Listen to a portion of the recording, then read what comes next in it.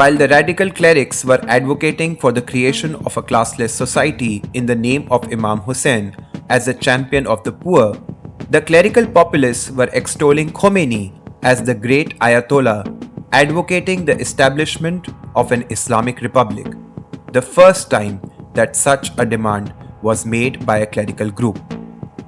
In March 1975, the Shah dissolved the prevailing two-party system, which was two-party only in name because the real authority was always in the hands of Mohammad Reza Pahlavi.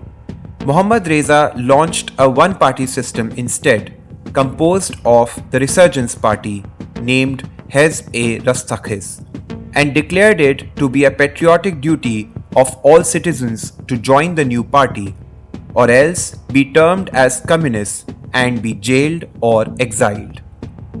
Amir Abbas Hoveyda, the Prime Minister since 1965, was elected as the General Secretary of the new party.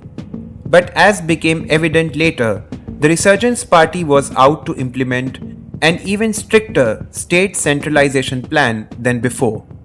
It took over the main civilian ministries, placed its members in charge of other important bureaucracies, and further still, launched an intensive voter registration campaign where the Central Committee warned that those who did not register will be answerable to the party.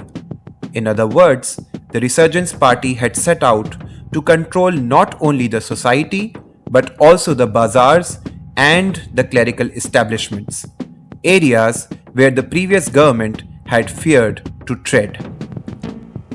Thus, by creating a one-party system in the Resurgence Party, Mohammad Reza further antagonized the intelligentsia and drew in even those dissenters in protest who earlier were sitting on the sidelines.